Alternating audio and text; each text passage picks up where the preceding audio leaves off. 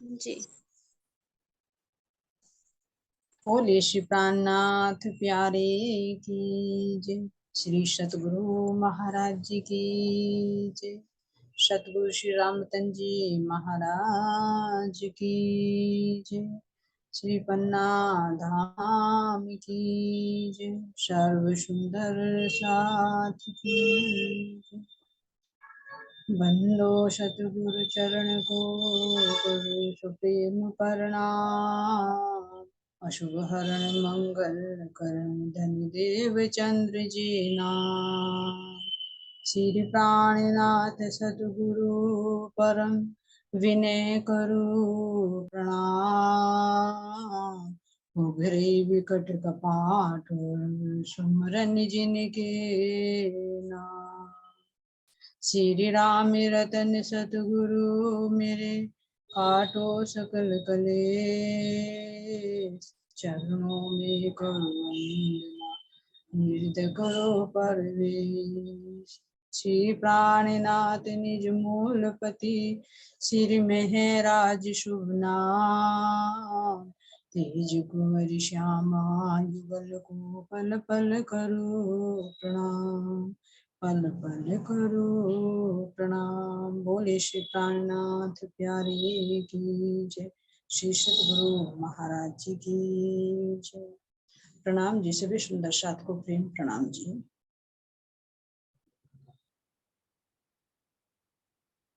चलिए सुंदर साथ जी एक वचन के माध्यम से सतगुरु महाराज जी की वंदना करते हैं।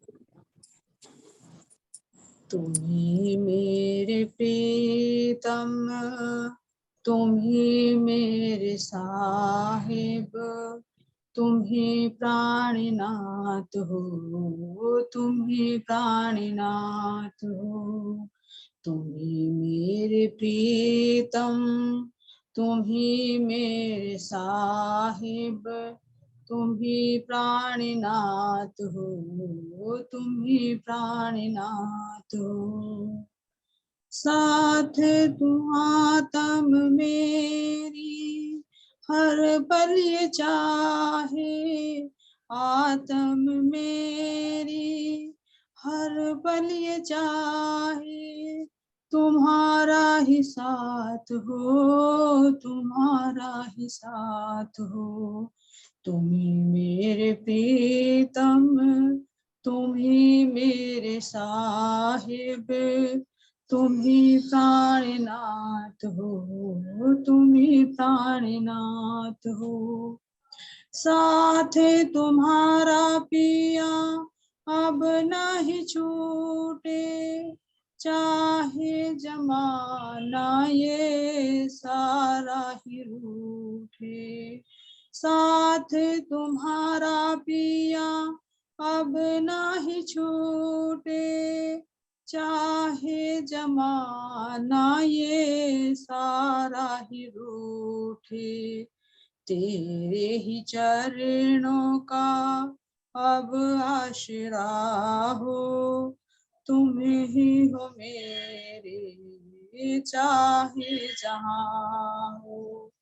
तेरे ही चरणों का अब आसरा हो। तुम ही हो मेरे चाहे जहाँ हो।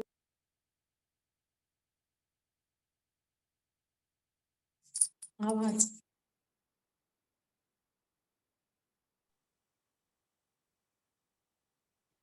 तुम्ही मेरे प्रीतम तुम्ही मेरे साहिब तुम्ही प्राणनाथ हो। तुम्ही प्राणनाथ हो। तुमसे बिछड़ कर पिया अब ना रहना। मिलना बिछुड़ना अब नहीं सहना। तुमसे बिछड़ कर पिया अब ना रहना। मिलना बिछुड़ना पिया अब नहीं सहना। मिलना वो ही जो मिल के न बिछड़े। हर पल का साथ हो तुम्हारा ही साथ हो, मिलना हो ही जो मिल के न बिछड़े, हर पल का साथ हो तुम्हारा ही साथ हो, तुम ही मेरे प्रीतम, तुम ही मेरे साहिब, तुम ही प्राणनाथ हो, तुम ही प्राणनाथ हो, याद तुम्हारी पिया जब जब आए, कैसे बताऊं वो कितना सताए, याद तुम्हारी पिया जब जब आए, कैसे बताऊं वो कितना सताए, तुमसे पिया मेरे कुछ नहीं कहना, सब जानते हो सब जानते, तुमसे पिया मेरे कुछ नहीं कहना, सब जानते हो सब जानते हो, तुम ही मेरे प्रीतम, तुम ही मेरे साहिब, तुम ही प्राणनाथ हो, तुम ही प्राणनाथ हो, आत्म मेरी हर पल ये चाहे तुम्हारा ही साथ हो, तुम्हारा ही साथ हो, तुम ही मेरे प्रीतम, तुम ही मेरे साहिब, तुम ही प्राणनाथ हो, तुम ही प्राणनाथ हो, बोले श्री प्राणनाथ प्यारे की जय, श्री सद्गुरु महाराज जी की। चलिए सुंदर साथ जी तत्ववाणी की तरफ चलते हैं। श्री परिक्रमा ग्रंथ प्रकरण नंबर 3 चौपाई 150। छुटकाए भी ना छूटे तो आत्म दृष्ट कैसे टूटे, इत बहुत लीला कहूँ की थी, सोई जाने लगी जाए जेती, सोई जाने लगी जाए जेती, बोले श्री प्राणनाथ प्यारे की जय। तो सुंदर साथ जी कहाँ का प्रसंग चल रहा है हमारा ये जी चौथी भ्रम नृत्य। हाँ जी तो इसमें महाराज जी वर्णन कर रहे हैं कि किस तरह से हम वनों से विहार करने के बाद अपनी चौथी भूमिका पर जाते हैं और वहां नृत्य की हवेली में नृत्य किया। तो वहां महाराज जी वर्णन कर रहे हैं कि किस तरह से बारी बारी से सब सखियां अपनी सेवा में हाजिर होती हैं, नृत्य का आनंद लेती हैं और सब लोगों को देती। तो इनमें कह रहे हैं कि छुटकाए भी ना छूटे। तो दो भाव बता रहे हैं यहाँ पर। पिछली चौपाई में कहा है कि इन लीला में आयोचित छोड़ियो जाए ना कहू की, यानी अगर इन लीला में परमधाम की लीला में चित्त वृत्ति लग जाती है तो ये माया चाहे कितना भी बल क्यों ना लगे फिर नहीं छुड़ा पाएगी। जब तक इसके बंधन में है तब तक इसका बल है, लेकिन जब दृष्टि अपनी आत्मा की दृष्टि परमधाम में लग जाएंगी फिर माया का बल कुछ नहीं, क्योंकि एक सीमा है। जैसे यहाँ पर भी देखते हैं इस सृष्टि के अंदर भी, जहां तक तुम ऊपर जाओगे अंतरिक्ष में, जहां तक इसका ग्रेविटेशनल फोर्स है अर्थ की, तो वहां से तो नीचे चीज खींचती है, लेकिन अगर इसके सर्किल से बाहर निकल गई इसके फोर्स तो फिर वो अंतरिक्ष में तैरती रहेगी, नीचे नहीं गिरेगी। तो जहां तक इसकी सीमा है वहां तक तो हर चीज को खींचेगी, नीचे गिरेगी, लेकिन जहां इसकी सीमा से बाहर हुई, जहां इसका जो ग्रेविटेशनल फोर्स काम नहीं करती, वहां से चीज नीचे नहीं आती। तो यही हूबहू माया के साथ में, जहां तक इसका एरिया है वहां तक तो ये खींचे, लेकिन जहां इसकी सीमा से बाहर निकले ताम धनी की कृपा से फिर ये इसका बस नहीं चले। तो यहाँ वर्णन कर रहे हैं कि इन लीला में आयोचित छोड़िए जाए ना काहू की। अगर परमधाम के किसी भी, यहाँ तो नृत्य की लीला का वर्णन कर रहे हैं महाराज जी, लेकिन कह रहे हैं कि किसी भी लीला में अगर चित्त वृत्ति लग जाए तो फिर आत्मा का बल नहीं छूटता। तो इसीलिए इस चौपाई में कह रहे कि छुटकाए भी ना छूटे। तो आत्म दृष्ट कैसे छूटे? तो यहाँ दो भाव को बता रही हैं, एक जीव की दृष्टि और दूसरी है आत्म दृष्टि। तो जीव की दृष्टि को कह रहे कि छुटकाए भी ना छूटे। जब जीव की दृष्टि भी नहीं हटेगी तो आत्मा की दृष्टि कैसे छूटे? जी जी। अब प्रश्न यहाँ पर उठता है कि जीव कैसे देखे? जब जीव भी अपने अंतःकरणों को एकत्रित करके सारी, कह रहे महाराज जी की वो प्रेम की गोली बांध कर, जब जीव भी आत्मा के साथ जुड़ेगा और परम धाम के ध्यान में लीन होगा, तो जब आत्मा की दृष्टि, आत्मा के अंतःकरण अलग है, जीव के अंतःकरण अलग है। जी जी। जीव अपने अंतःकरणों से क्रिया करता है और आत्मा अपने अंतःकरणों से देखता है। तो जब आत्मा दृष्टा है तो वो इस जीव की क्रिया को भी देखती है, परमधाम। तो जब ध्यान अवस्था में आत्मा परमधाम के किसी भी दृश्य को देखेगी तो उसका रस उसको प्राप्त। जी जी। और जीव इसके साथ लगा हुआ है। अगर जीव निर्मल है, जीव के अंतःकरण निर्मल है, तो उस आत्मा का रस इस जीव के अंतःकरणों पर भी पड़ता है, इसे भी वो रस आता है। महाराज जी खुद करे, भले ही कम आए लेकिन आता है। वो कह रहे हैं कि जो सुख परात्म को, वो आत्म को नहीं, जो सुख आत्म को है वो जीव को नहीं, और जो जीव को है वो उसके अंतःकरणों, और जो अंतःकरणों को है वो कहने में नहीं आता। तो यानी इस चौपाई से पता लगता है कि रस तो आता है, भले ही कम आए लेकिन आता है। तो इसी तरह से जब आत्म दृष्टि से अपने परमधाम की लीलाओं को देखती है तो इसके साथ जो जीव जुड़ा होता है, तो उस समय बाहर की क्रिया उसकी बंद रहती है, वो भी तो दृष्टा रहता है उस समय। जी जी। क्योंकि जीव भी अपने जब शुद्ध स्वरूप में आ जाता है वो भी दृष्टा की भांति दृष्टा ही बन जाता है। तो जब जीव के ऊपर भी उस रस का प्रभाव पड़ता है तो उसके अंदर भी वो आनंद की अनुभूति हुई, भले ही कम। तो जब कह रहे हैं कि उस आनंद को ये जीव भी नहीं छोड़ना चाहेगा। अब एक तरफ है इस संसार का दुख, जैसे ऊपर से देखें कि जहां तक हद भूमि है वहां तक जीव का साम्राज्य, माया का साम्राज्य है। तो जीव जब तक इसके अंदर है, सौपन की बुद्धि में है, तो ये क्या करेगा, इसके भवसागर में डूबा है। लेकिन जब वो इस भवसागर से बाहर निकलकर परम धाम के उस रस को लेगा तो फिर वो इस दुख सुख को कैसे देखना चाहेगा? वो नहीं चाहेगा। भले ही माया चलेगी, जब तक धनी का हुक्म है तन ठहरेगा, क्रिया करेगा, लेकिन जीव नहीं चाहेगा कि मैं इन विकारों में फंसू, मैं यहाँ के विषय विकारों में फंसू। वो भी ये चाहेगा, अरे मैं क्यों ना अखंड का आनंद। तो यहाँ जीव भाव को कह रहे हैं कि छुटकाए भी ना छूटे। जीव भी ये नहीं चाहता कि मैं इन झूठे सुखों को लूं, वो भी ये चाहता है कि मैं भी परम धाम के उन सुखों को प्राप्त करता। हाँ, ये तो फिर कह रहे कि जब जीव की भी इच्छा होती है तो आत्म का तो वो अपनी लीला है, आत्म का तो वो अपना विषय है, तो आत्मा से कैसे छूटे हैं? यही देख लो तुम सोपन में, अगर तुम परम धाम की लीलाओं का कोई यहाँ सोपन भी देखते हो तो जीव की दोबारा इच्छा होती है, अरे आंखें बंद कर उसको देख, बड़ा प्यारा सोपन दिख रहा था, जी जी। कैसे गुण दिख रहे थे मुझे, है ना। तो जीव दोबारा चाहे दिखे या ना दिखे लेकिन कोशिश करता है।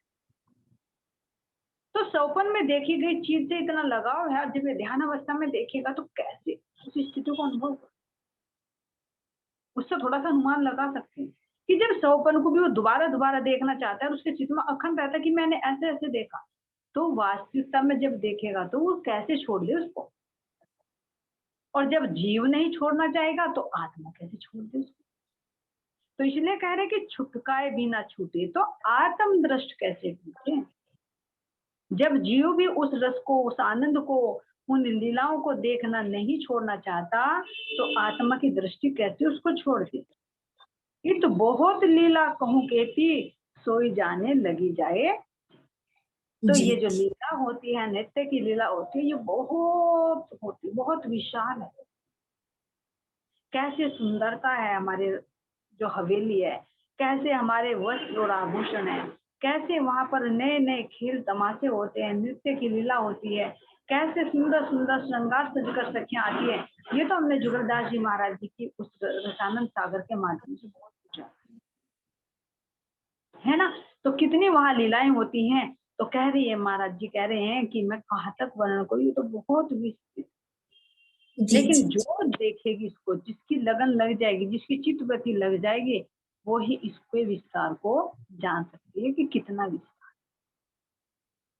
तो इसलिए अब कह रहे हैं वर्णन करते हुए, थम्बो दीवालो नगो तेज जोत, जानो निरत सबो और पिया पीछल मंदिर सेत दीवार, तांबे कई रंग नग विशाल। अब हवेली का वर्णन करते हुए कह रही हैं कि थम्बो दीवालो नगो तेज। अब जो हमारी हवेली है, चकोर हवेली है, पूर्व दिशा में क्या है, दहलान है, केवल थम है मंदिर। पश्चिम दिशा हमारी श्वेत वर्ण, और जो पूर्व दिशा में थम आए हैं ये नीले रंग के, जिनको हरा कहा है ना, जिनको हरा रंग कहा।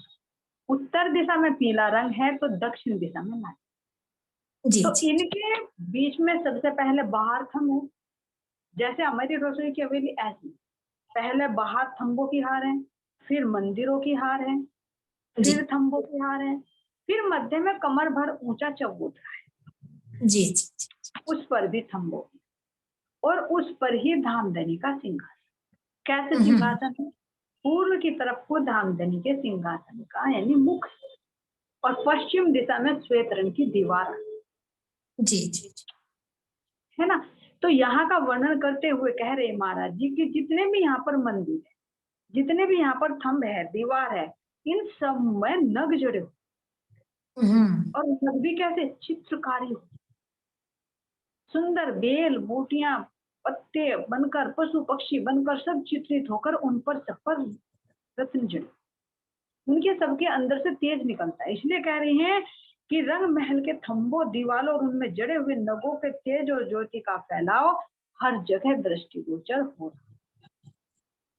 सर्वत नूर ही नूर है, जानो निरत सबो ठोर होत। तो अब इनमें सब में ऐसा लगता है कि मानो सब जगह, सारी पूरी हवेली में ही ये नृत्य हो, जी और जो इस हवेली में है उसका प्रतिबिंब क्या कह रहे कि पूरे रंग महल में फैला। और रंग महल का विस्तार जो 25 पक्ष हैं, उन सब 25 पक्षों में वो रस है। तो ऐसा लगता है कि मानो हर जगह नृत्य, क्योंकि एक बिंदु जो है अद्वैत जो जी है।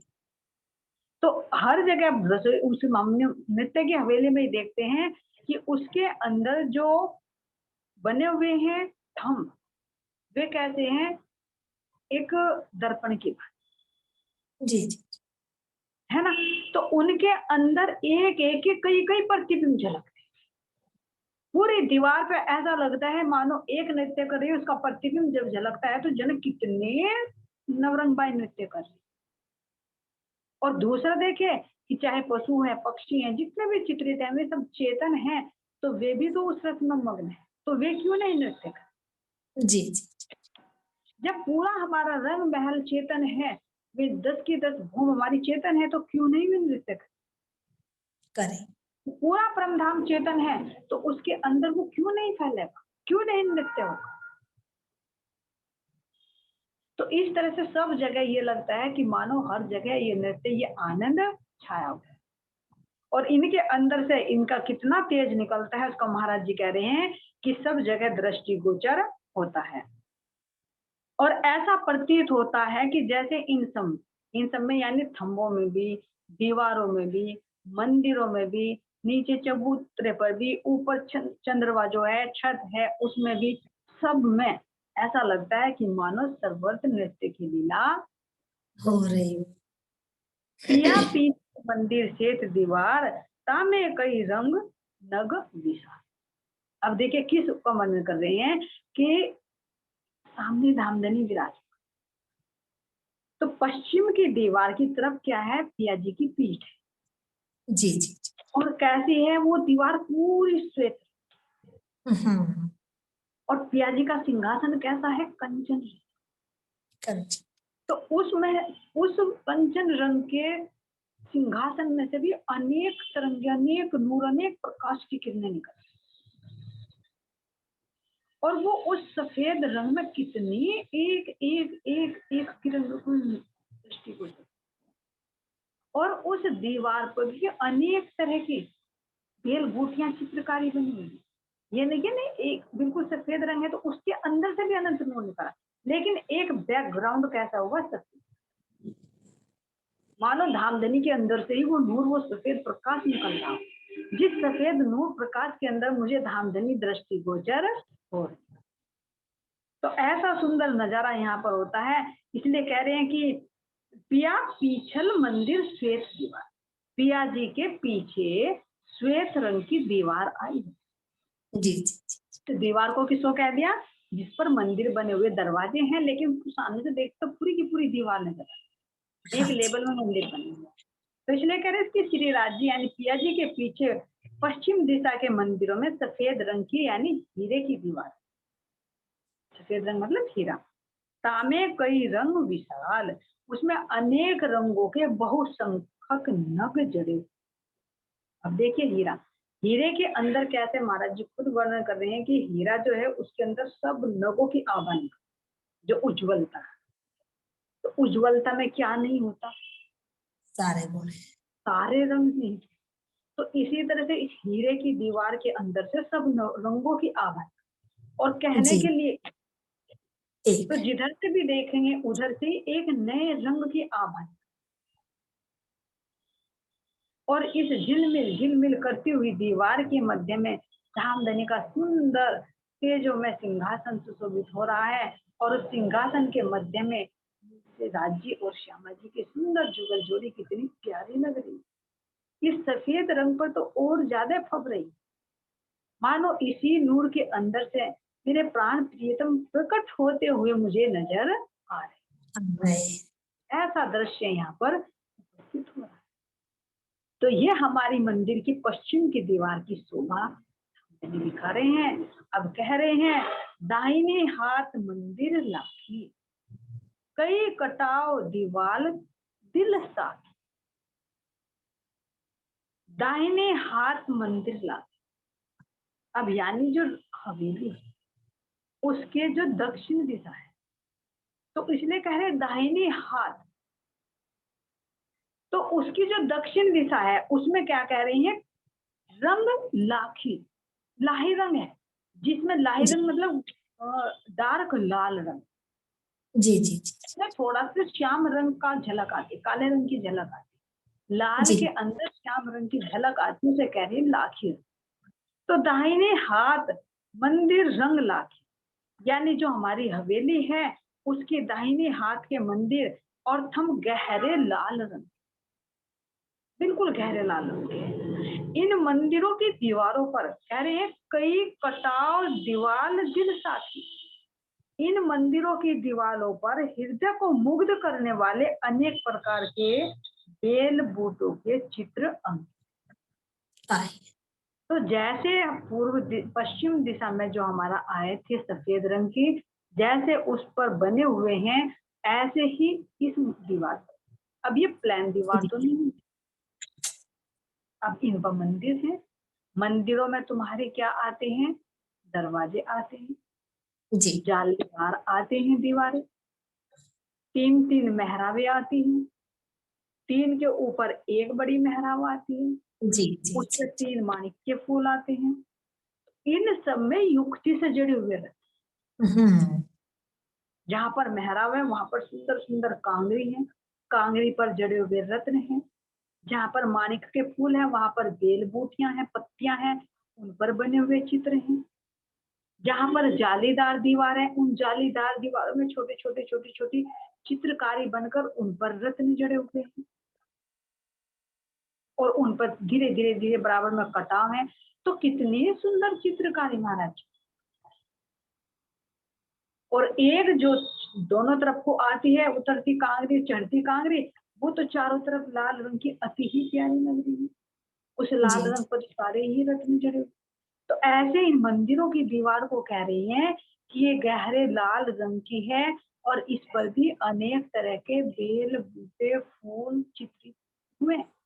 तितलियां, जी गिलहरियां, चिड़िया, मोर, कितनी तरह के जैसे चाहे ऐसे इन दीवारों के ऊपर और इनसे लगते हुए बीच में थंब आते हैं।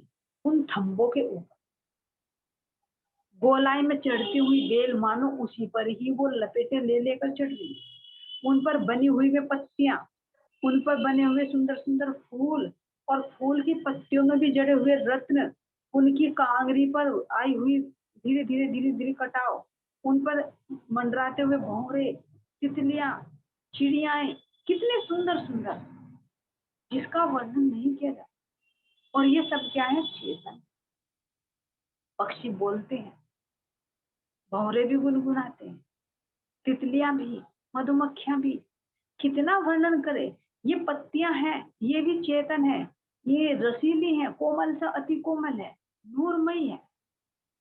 तो कहाँ तक वर्णन किया जाए? महाराज जी कह रहे ऐसे लाल रंग की शोभा पर यहाँ पर सुशोभित हो रही है जैसा पीछे सफेद हीरे की दीवार पर, जी जी ऐसे यहाँ पर शाही रंग सुशोभित। इस शोभा को देखिए और इन सब के अंदर कैसी आभा निकलती है, जैसे कि दर्पण रंग। जी जी जैसे हमारा दर्पण रंग का द्वार आया है, यानी दर्पण भी है, उसमें से अनेक का प्रतिबिंब भी पड़ता है। तो इसका वर्णन करते हुए कह रहे हैं कि कई कटाव दीवाल दिल साखी, हृदय को मुग्ध करने वाली, जी इसीलिए जी कह रहे दिल साखी, दिल में वो रस घोलने वाली। मंदिरों की दीवारों पर हृदय को मुग्ध करने वाले अनेक प्रकार के बेल बूटों के चित्र अंकित हैं। अब अंकित तो कहा जा रहा, लेकिन आत्मिक दृष्टि से देखिए कि तो ये चेतन।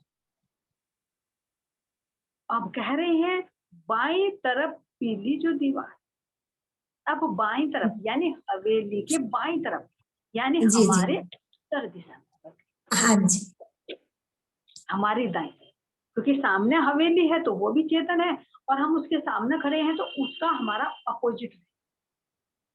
अगर हवेली के बाईं ओर कह रहे तो हमारी वो दाईं ओर है, यानी उत्तर दिशा की। जी जी हवेली की दाहिनी तरफ कह रहे तो हमारी बाईं तरफ।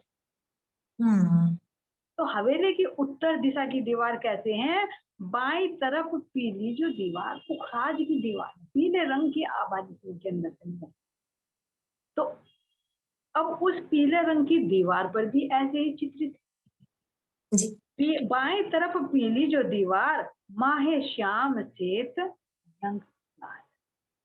अब कह रहे हैं इसको बाईं ओर अर्थात उत्तर दिशा के मंदिरों की दीवारें पीले रंग की आई हैं, जिनमें काले, श्वेत और लाल रंग की आभा झलक।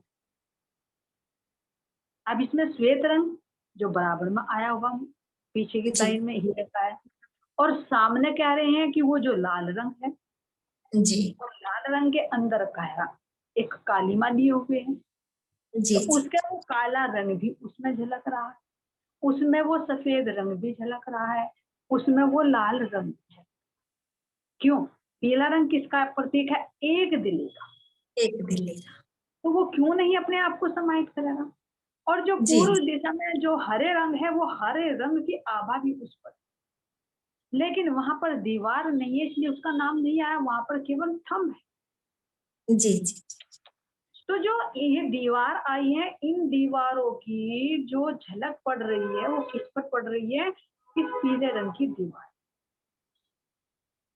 तो पीले रंग का पुखराज जैसा हमारा है, तो उसके ऊपर भी इसी तरह से फूल, बेल, पत्तियां सब, जी जैसे सफेद रंग की दीवार पर है ऐसा ही हमारी लाल रंग की दीवार पर है, ऐसी ही शोभा हमारे इस पीले रंग की दीवार पर है। जी जी तो इसलिए अब इसको कह रहे हैं कि बाईं तरफ पीली जो दीवार माहे श्याम श्वेत रंग लाल। तो बाईं ओर अर्थात उत्तर दिशा के मंदिरों की दीवारें पीले रंग की हैं, जिनमें काले, श्वेत और लाल रंग की आभा झलक है। तो ये पीला रंग अपने अंदर इन तीनों रंगों को समाहित किया। तीनों की झलक इसके अंदर आ रही। अब आगे क्या कह रही हैं, श्याम नीला मंदिर झलकत, साम सामी किरणा लरत, रैया नूर नजरो बरस, जुबा क्या कहे धनी को रंग रस, क्या जुबा क्या कहे धनी को रंग रस। नृत्य की हवेली के सामने कह रही है, सामे नीला मंदिर झलक, सामने यानी पूर्व दिशा में नीला मंदिर झलक रहा है। अब नीला मंदिर तो है नहीं यहाँ पर, फिर मंदिर क्यों कह रही है, क्योंकि जी यहाँ जी पर तो ढलान है खुली। अब नीले को हरा रंग भी कहा गया है, तो वो जी। कौन सा कहा गया है, जो पहली तीसरी हवेली उसकी दीवार। हम्म। तो इसका वर्णन करते हुए महाराज जी कह रहे हैं कि जो सामे नीला मंदिर झलकत, नृत्य की हवेली के सामने, अब क्या कह रहे हैं, नृत्य की हवेली के सामने 20-20 स्तंभों की हार की दहला, जिसके आगे तीसरी चौरस हवेली की पश्चिम दिशा के मंदिरों की दीवारें दिख रही है जो हरे रंग की। तो अब उस हरे रंग का आभा यहाँ पर झलकती है, तो इसलिए लग रही है कि ये सारी नीली नीली नीली नीली, नीला क्या है गुजराती भाषा में कहा, लेकिन ये हरा रंग आती है। एक चौपाई उसमें आती है कि हरी दीवार जो मंदिर सो सामी है नीक दूर। जी तो यहाँ पर हरा रंग भी वर्णन किया गया है। तो शामे नीला मंदिर झलकत, साम सामी किरणा लरत, रहिया नूर नजरो बरस, जुबा क्या कहे धनी को रसना। तो नृत्य की हवेली के सामने 20-20 स्तंभों की हार की दहलान है, जिसके आगे तीसरी चौरस हवेली की पश्चिम दिशा के मंदिर की दीवारें दिख रही, उसको कहा गया है जो हरे रंग की है। रहिया नूर नजरो बरस, अब यहाँ पर धामधनी के नूर की जो नजर है, उस नजर का नूर बरस रहा है, प्रेम बरस रहा है। जो सखियां नृत्य कर रही हैं, जो देख रही हैं, जो गायन कर रही है, वाद्य यंत्र बजा रही हैं, उन सब पर धामधनी की प्रेम भरी दृष्टि का नूर बरस रहा है, जिस नूर के कारण सब रूहे क्या कर रही हैं, नृत्य और गायन की मस्ती में मस्त।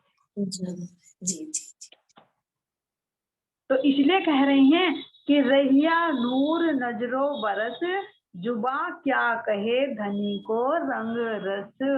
जो धनी रंग। के हृदय का रस उनके नेत्रों के माध्यम से हमारे ऊपर बरस रहा है, तो उसका वर्णन इस मुख से कैसे कर सकते हैं, कैसे वर्णन किया जाए, नहीं किया जा, ना जी। तो उसको तो आत्मा खुद अनुभव करे। अब यहाँ पर भी देखिए, जब थोड़ी सी अगर प्रेम की थोड़ी सी मस्ती आती है, और जब उस मस्ती में पहले गायन शुरू होता है, गायन होते होते फिर नृत्य शुरू हो जाता है, तो वो अंदर का रस बाहर इंद्रियों पर झलकता है, जो गायन और नृत्य में परिवर्तित हो जाता जी जी जी। है। तो ये तो इस शरीर पर झलकता है। और महाराज जी कह रहे हैं कि जो यहाँ शरीर पर आनंद आ रहा है, वो आत्म को नहीं, आत्म को तो उससे कई करोड़ों गुना है। और जो आत्म को है, तो वो परात्म को कितना है। तो उस परात्म का अनुभव कीजिए कि हम अपनी इस हवेली में जब नृत्य करते हैं, गायन करते हैं, और सामने से धामधनी बैठे हुए अपने नेत्रों के माध्यम से हमारे ऊपर वो प्रेम की बरसात कर रहे हैं, तो क्या हम उसका वर्णन शब्दों से कर सकते हैं, ना जी। नहीं कर सकते। तो इसलिए कह रही है धामधनी कि उसका तो अनुभव केवल आत्मा ही कर सकती है, कि वो धामधनी के प्रेम रस में डूबकर कैसे उस नृत्य में लीन रहती है, नाचती रहती नाचती रहती नाचती रहती, कुछ सुधी नहीं रहती, उस रस का पान करती रहती। यहाँ का उदाहरण दे तो कह नहीं सकते, यहाँ तो एक नकली है, लेकिन परम धाम तो वो मेरे धामधनी की इश्क की शराब है। लेकिन यहाँ का अगर आदमी ड्रिंक करके शराब करके उस नशे में कितना झूमता है, कितना झूमता है, उसे पता ही नहीं लगता। तो ऐसे हम अपने धामधनी के नेत्रों से प्रेम रस का पान करते करते उस मस्ती में ऐसे झूमते रहते हैं, नृत्य करते रहते हैं, गायन करते रहते हैं, उस रस को हम पान करते रहते हैं। तो और सभी धामधनी के नेत्रों से बरसते हुए रस का पान कर, तो ये नृत्य की लीला भी अद्भुत है। जी जो आत्मा सर्व अंगों से धामधनी से वो रस प्राप्त करती है, और रूह भी अपने सर्व अंगों से नृत्य के माध्यम से, गायन के माध्यम से राम धन्य को वो आनंद प्रदान करे। तो ये है आदान प्रदान नृत्य की और गायन।